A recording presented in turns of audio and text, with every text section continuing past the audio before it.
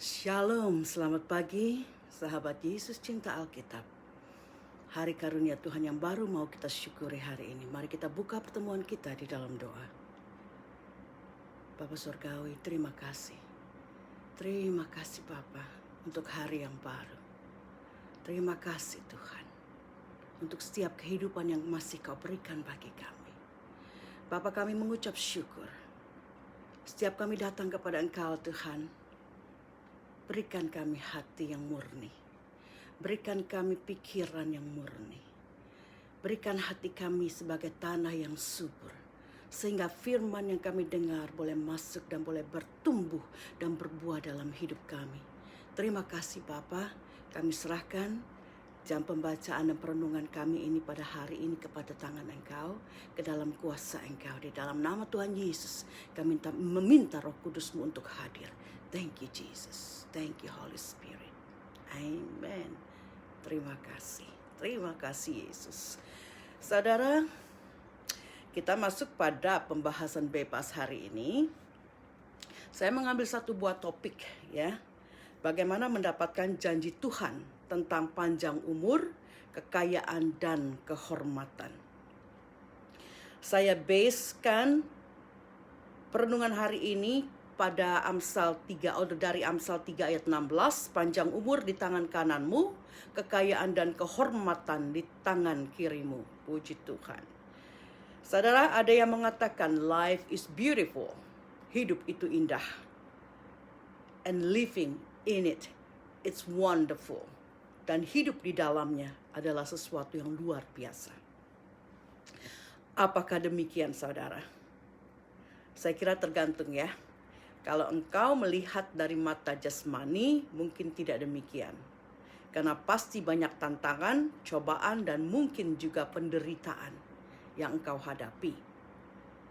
Tetapi saudara, kalau kita melihatnya dengan mata rohani kita, dengan our spiritual eyes, bagaimanapun gelapnya atau beratnya hidup kita, semasih kita hidup dan masih punya nafas, kita akan masih mempunyai harapan.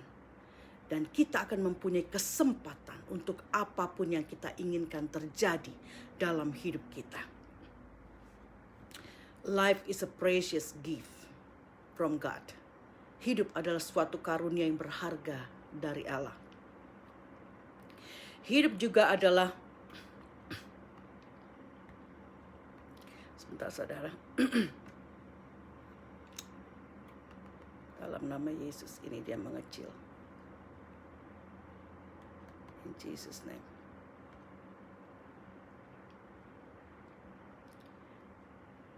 Hidup selain dia precious gift from God, dia juga hidup adalah sebuah kesempatan bagi kita untuk mendapatkan lebih tahu lagi knowledge, pengetahuan, wisdom, hikmat, juga understanding, pengertian, dan insight atau wawasan tentang segala sesuatu di sekeliling kita yang sudah Allah ciptakan buat kita.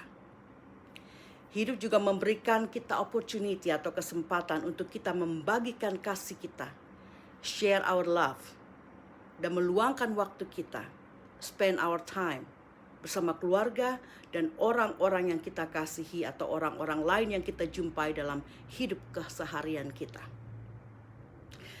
Jadi siapa yang tidak mau mempunyai umur panjang dan hidupnya diberkati?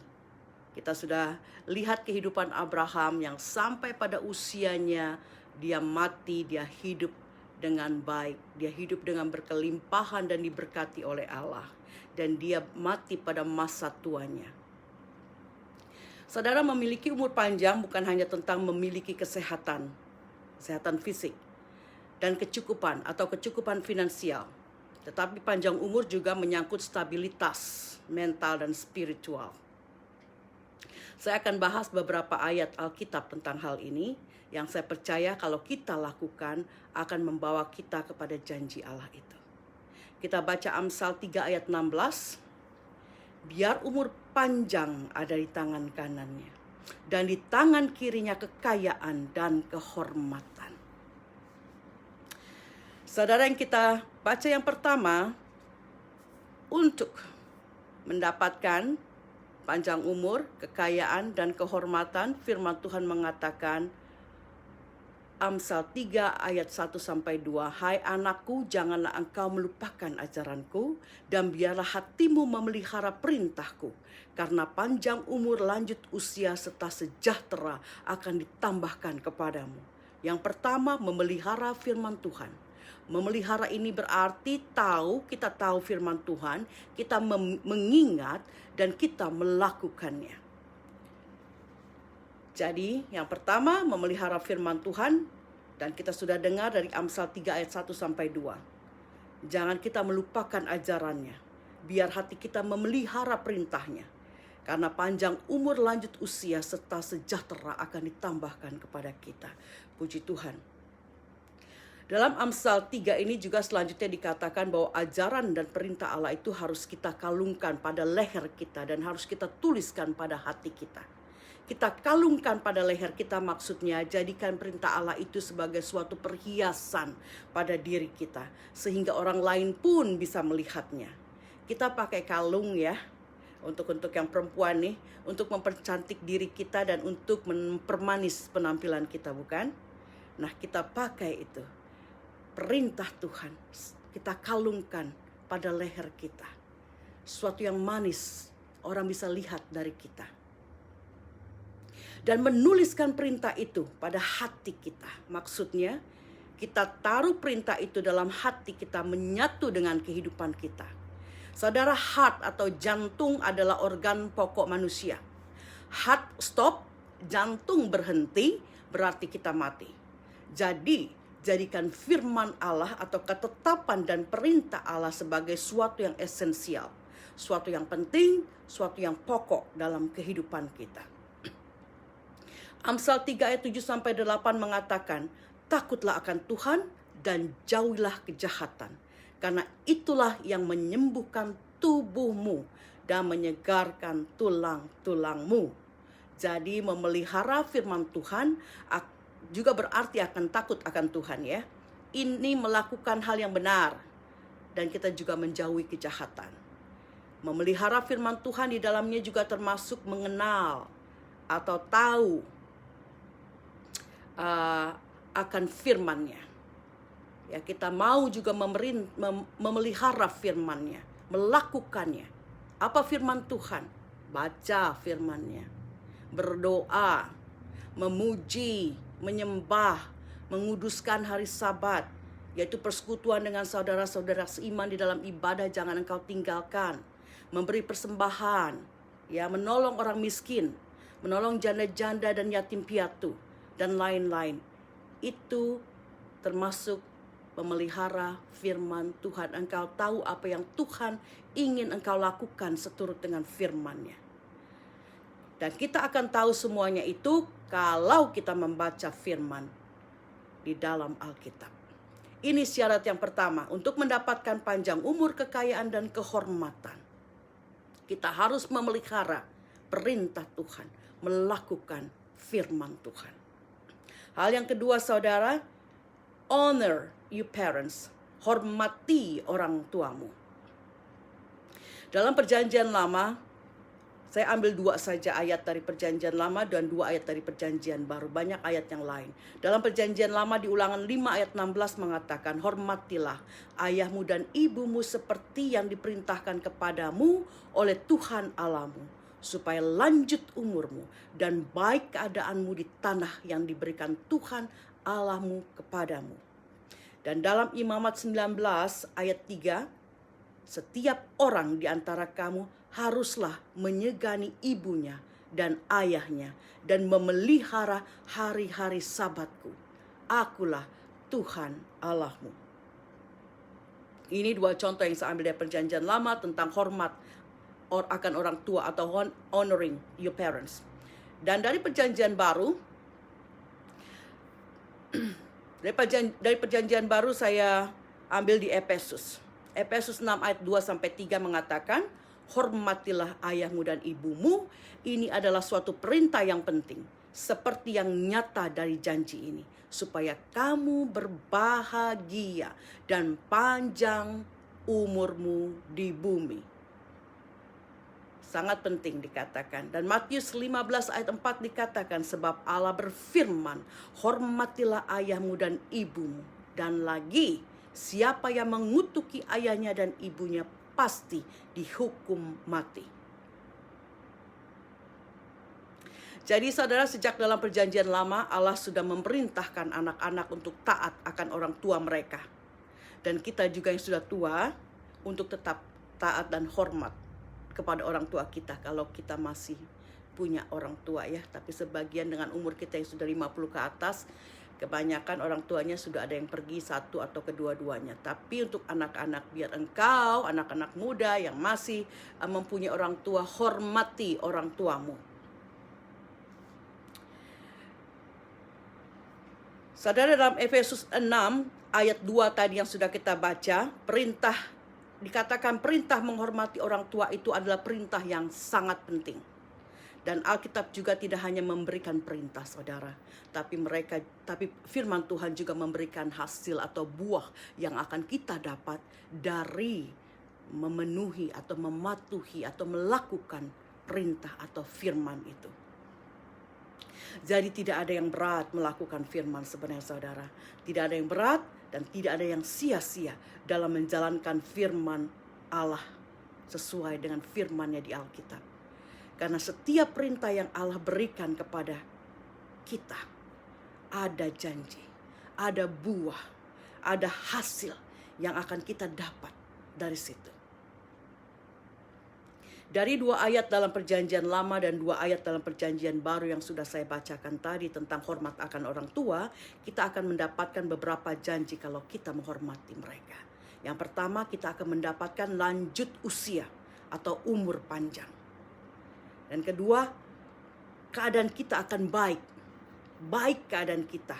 Baik keadaan termasuk kesehatan jasmani, finansial, keuangan, profession yang tercukupi, kondisi emosional dan spiritual yang stabil dan baik.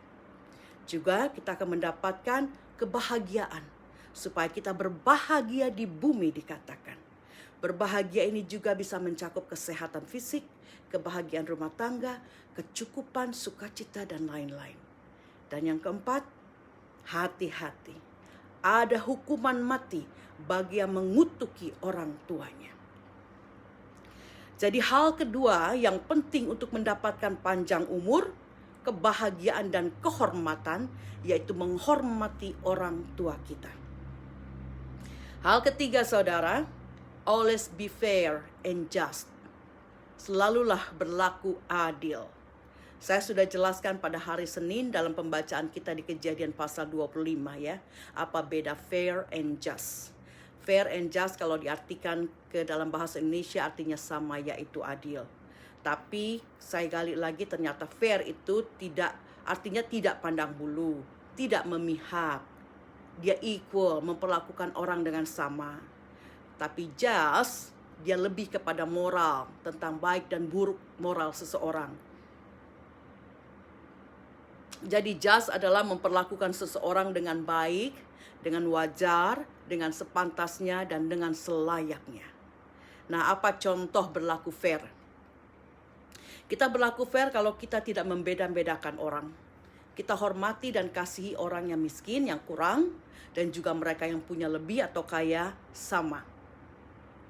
Jangan karena mereka miskinan, ketika kita memberikan sesuatu, kita kasih yang less value atau kurang nilainya. Misalnya ya, kalau kita mau kondangan gitu ya. Karena engkau lihat biasanya sih begitu ya. Kita lihat siapa nih yang ngawinin gitu. Kalau mereka orang keluarga biasa-biasa, ya buat mereka kasih 500 ribu aja lah. Juga udah gede buat mereka gitu. Tapi buat yang kayaan atau kita melihat mereka orang yang punya, kasih 500 mah malu ya. Kasih dia 2-3 juta begitu. Kebanyakan sih begitu ya. Kita lihat mereka. Kalau mereka, oh segitu mah kasih ini aja. Kalau orangnya lebih kaya, aduh kalau kasih begini kita malu. Kasih yang lebih lagi. Nah saudara, jangan kita membeda-bedakan. Justru kita kasih lebih banyak, lebih besar porsinya kepada yang kurang. Karena mereka kurang. Yang punya, mungkin kau kasih 2 juta, dia punya miliaran, it's nothing 2 jutamu gitu ya. Tapi buat orang yang kurang 2 jutamu berarti sangat banyak. Nah, ini fair. Jadi salah satunya seperti itu. Atau juga ketika engkau memberikan sesuatu barang, mungkinnya dalam bentuk barang, karena dia cuman orang yang biasa-biasa atau orang kurang, engkau kasih dia KW yang 2 dan 3 lah gitu. Tapi untuk orang yang kaya, engkau kasih KW yang paling bagus, KW 1 begitu ya. Nah, ini namanya tidak fair, tidak adil. Atau contoh lain, ketika kita ada perseteruan di antara teman, janganlah kita memihak kepada yang kayaan, atau karena dia itu temanmu ya. Meskipun dia salah, karena dia temanmu, engkau nggak enak hati, engkau bela dia. Ya. Jangan berpihak pada landasan sebagai teman, atau juga karena dia orang kaya, engkau tidak mau, engkau keluar dari kumpulan mereka, engkau memihak kepada mereka meskipun mereka salah. Saudara, berpihak pada landasan siapa yang benar. Kita harus menjadi saksi yang benar. Lakukan firman Tuhan. Dan kalau kita melakukan ini, saudara, tidak pandang bulu, tidak pilih kasih, saya percaya berkat panjang umur akan ada pada kita. Tapi kalau engkau melakukan sebaliknya, engkau pandang-pandang bulu, pilih-pilih kasih, saya percaya juga maka berkat panjang umur itu akan selangkah atau beberapa langkah mundur dari hidup kita.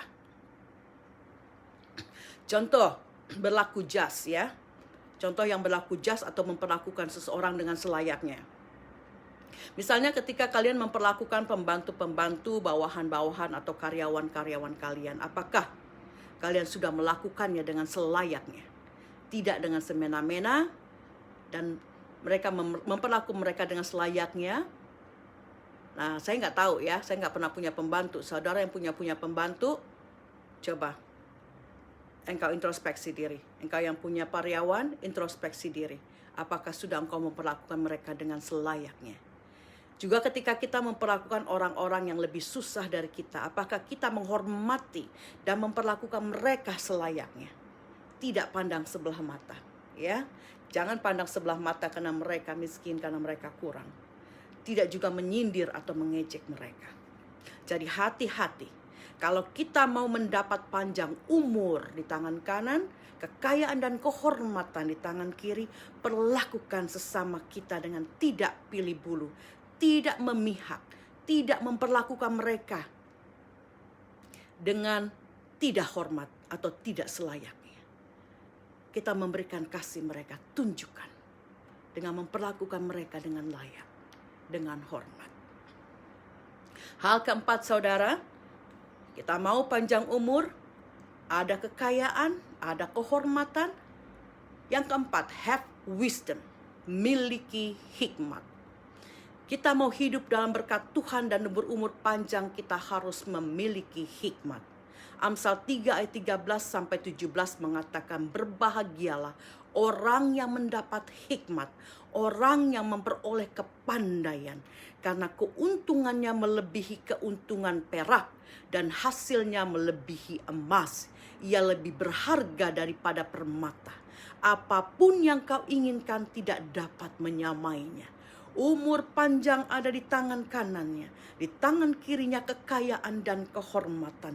Jalannya adalah jalan penuh bahagia, segala jalannya sejahtera semata-mata. Oh, praise the Lord.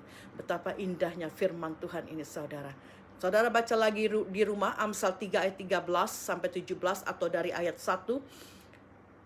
Saudara baca di Amsal 13, Amsal pasal 3 ini. Baca keseluruhannya. Begitu banyak hikmat yang akan saudara dapati di sana.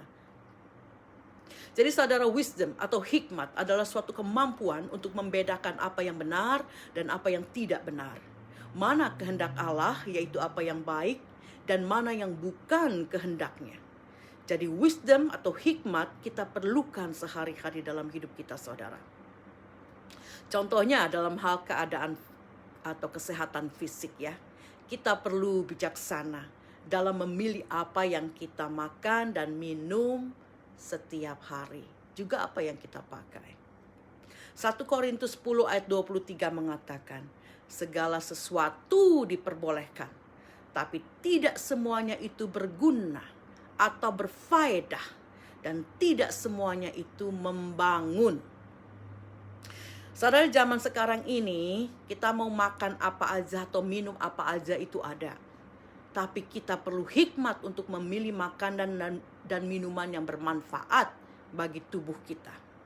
Cicipi sekali-sekali makanan yang kadar lemaknya tinggi atau kadar gulanya tinggi, is okay ya. Tapi jangan jadikan makanan seperti itu sebagai bagian dari gaya hidup kita. Cuma karena gengsi atau mau dilihat orang bahwa kita mampu atau kita berkelas. Banyak makanan-makanan zaman kini yang tidak baik, saudara. Ya, kolesterol tinggi, berlemak tinggi, atau bergula tinggi. Ini ada fly lagi di dalam. It's okay, kita teruskan.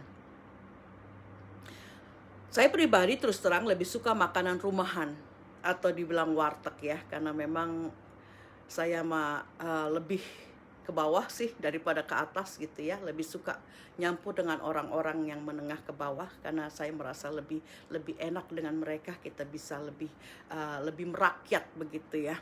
Saya suka makanan-makanan warung, makanan warteg tapi yang bersih. Dan itu makanan-makanan kayak sayur bayam, sayur asem, sayur kangkung gitu ya, dengan tempe, tahu atau ikan gitu ya. Saya suka sekali. Saudara, saya sudah tinggal di Perth, Australia ini hampir 22 tahun. Tapi bisa dihitung dengan jari saya makan burger atau makan sosis atau makanan western yang lain.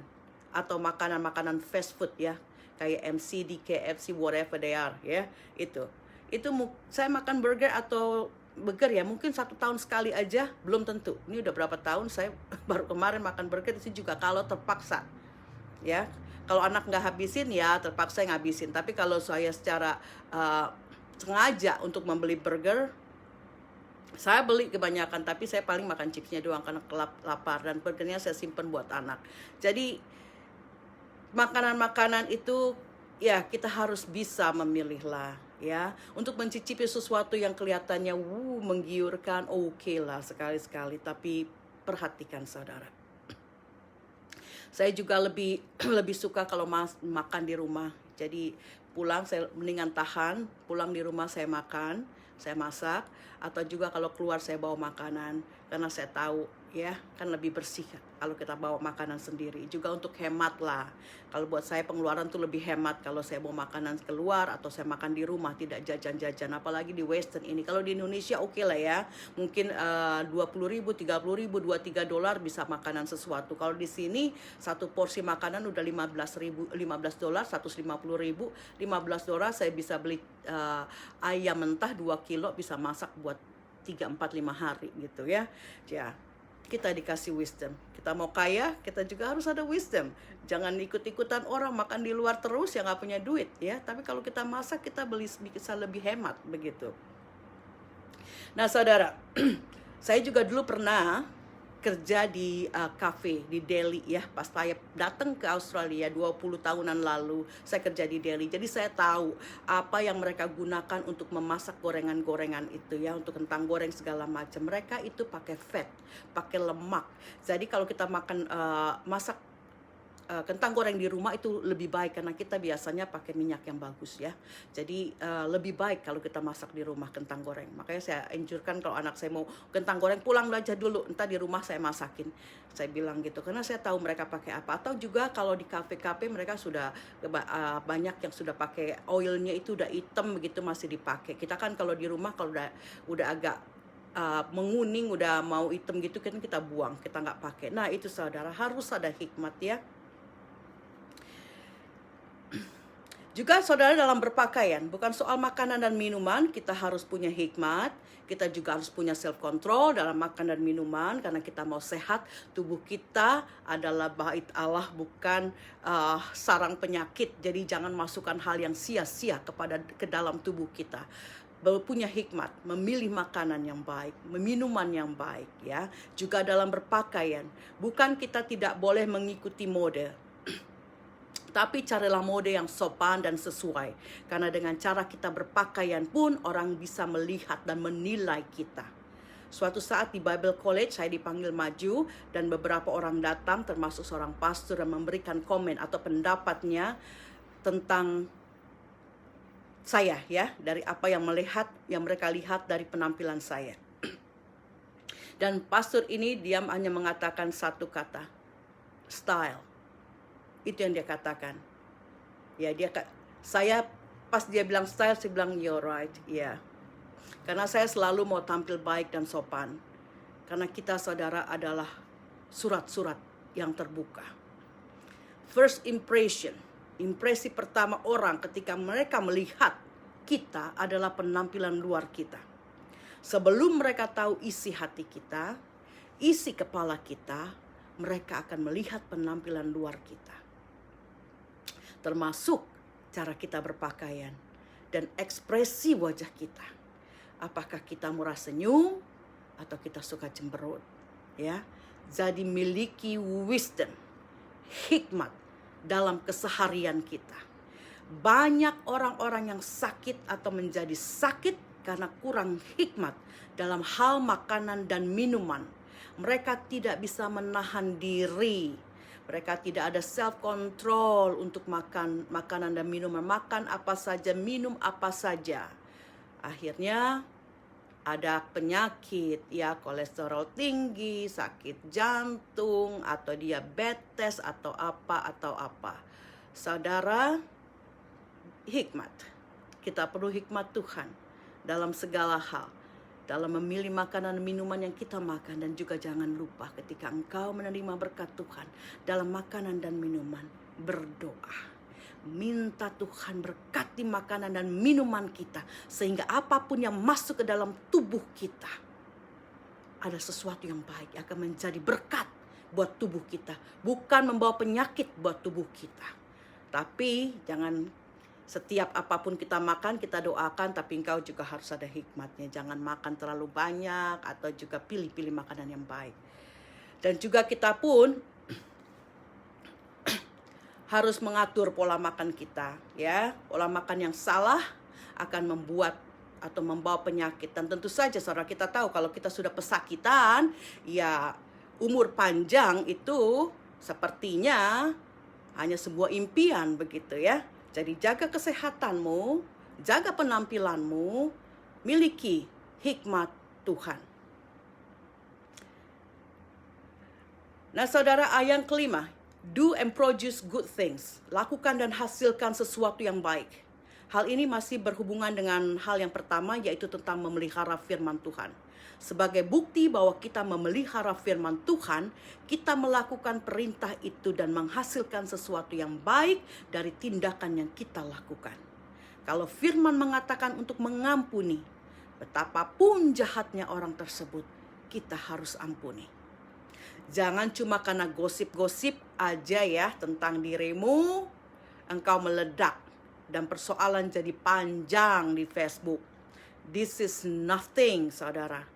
Kalau nggak benar, ya diam ajalah. Senyum, ampuni, dan doakan. Kita tidak perlu mencari-cari pengikut atau supporter untuk memihak kepada kita dan memusuhi dia. Tidak perlu. Atau kalau gosip itu pun benar, ya nggak usah mengelak atau menyangkal. Akui, minta ampun kepada Tuhan. Urusan orang lain bocor mulut atau gosip-gosip, itu urusan dia dengan Tuhan. Yang penting urusan kita dengan Tuhan beres dan kita tidak menyimpan kesalahan orang lain. Saudara, make simple thing become nothing. Jadikan hal-hal sepele itu sesuatu yang tidak berarti. Dan jangan jadikan perkara yang besar, perkara yang kecil menjadi besar ya. Suatu perkara kecil kau besar-besarkan. Jadi tambah meluas, tambah lebar, tambah gede persoalannya. Tapi kita sebagai orang Kristen yang dewasa, persoalan yang kecil kita tiadakan. Persoalan yang besar kita kecilkan. Kita punya hikmat Tuhan. Kita ada kuasa yang diberikan oleh Tuhan Yesus. Kuasa Roh Allah, kuasa Roh Kudus. Jadi saudara, kita tahu banyak orang yang sakit ya karena mereka mikir-mikir ya. Digosipin jadi dia yang sakit karena mikirin. Kok begini ya, orang kok begitu ya. Ya, Terserahlah urusan orang. Kalau dia mau bilang begitu terserah. Kalau engkau nggak melakukan nggak usah gitu. Saya sering ini mengkonseling, bukan mengkonseling sih ya, ngingetin teman-teman. Udahlah, nggak usah dipikirin. Kalau emang nggak bener, let it go. Kalaupun bener, ya itu urusan kau dengan Tuhan, kau selesaikan. Urusan dia mah terserah gitu. Saya ajarkan mereka seperti itu. Jangan cuma karena gosip atau rumor, orang-orang jadi pada bertengkar. Mereka jadi bertengkar. Mereka bermusuhan. Ada sakit hati dan stres. Nah ini, kalau sudah sakit hati, sudah ada stres, bagaimana panjang umur bisa didapat? Sakit hati dan stres dan permasalahan hati itu bisa menjadi penyakit, ya, penyakit jantung atau juga penyakit yang lain. Dan ini juga tentu akan mengurangi panjang umur kita. Jadi jangan stres, saudara. Saya banyak pergumulan, saya tidak stres. Saya serahkan sama Yesus. Jadi hidup saya terus bergairah, terus bersuka cita. Jadi saudara miliki hati yang penuh kasih. Karena itu taruh firman Allah di dalam hati kita. Jadi kita tidak akan menyimpan yang tidak baik di dalam hati kita. Terus terang saudara, orang yang tidak tenang hidupnya, yang hatinya penuh gejolak, ada kemarahan, kedengkian, iri hati, kecongkakan, stres, depresi, segala macam itu bisa membawa banyak penyakit. Dan ini resep untuk menjadikan hidup lebih singkat dari yang engkau harapkan. Hati yang penuh pengampunan sebaliknya. Hati yang penuh pengampunan, hati yang penuh kasih, hati yang selalu lapang, akan membuat perjalanan hidup kita lebih ringan. Juga tidak ada penyakit, saudara. Darah mengalir dengan lancar. Dan semua organ berfungsi dengan baik. Kalau hati kita tulus, kita tidak ada sesuatu yang kita simpan yang buruk di hati kita. Lega rasanya, ringan hidup ini, saudara. Saudara, kita ingat apa yang dikatakan di Amsal 17 ayat 22. A joyful heart is a good medicine. Hati yang bergembira atau bersuka cita adalah obat yang manjur, yang mujarab, yang baik untuk tubuh kita. Miliki hati yang bersuka cita. Ini juga yang saya saksikan kepada klien saya yang orang Filipino Muslim itu. Saya bilang, dia selalu feeling dreadful begitu ya, karena kurang iron katanya. Tapi saya bilang semua berasal dari hati. Bagaimana hatimu? Adakah sukacita di hatimu? There is a joyful heart. Do you have a joyful heart? Dia langsung bilang, oh that's it. Selama ini aku kurang bersukacita. Dia bilang that's it. Gue bilang itu ada, dimulai dari hati. Miliki hati yang bersukacita. It's a good medicine. A joyful heart is a good medicine. Bersukacita, bergembira dengan apa yang kau miliki. Dan itu akan menyembuhkan tulang-tulangmu, memberikan kesehatan kepada tubuhmu.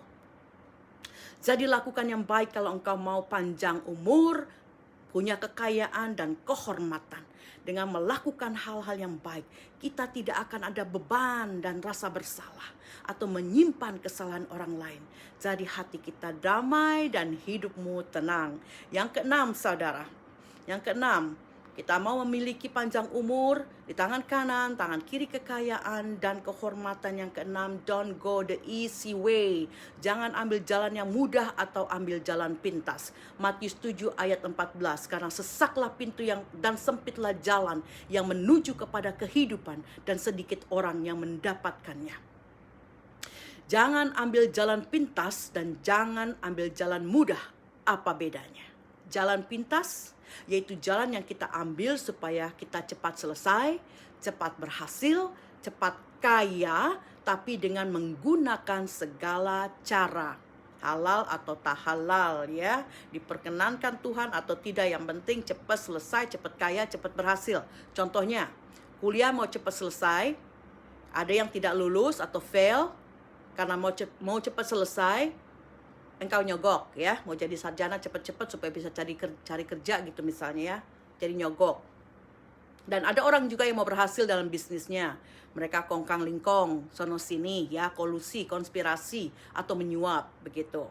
Dan ada juga orang yang mau cepat kaya, Jadi korupsi, saling menjatuhkan, dan ada juga yang main-main dengan kuasa roh jahat supaya dia bisa kaya. Nah, itu contoh-contoh mengambil jalan pintas. Lalu apa contohnya dengan orang yang mengambil jalan mudah? Orang yang mengambil jalan mudah ini lebih general, ya, lebih umum. Di dalamnya termasuk orang-orang yang ambil jalan pintas itu. Jalan mudah ini adalah mereka yang melakukan apa saja sesuka mereka. Mereka tidak suka rules atau aturan, tidak suka law atau hukum, tidak suka pengajaran, tidak suka peringatan. Pokoknya semau-mau gue lah, begitu. Orang-orang seperti ini umumnya tidak punya goal seperti orang-orang yang ambil jalan pintas, ya. Orang jalan pintas kan punya goal, tapi maunya goalnya itu cepat tercapai.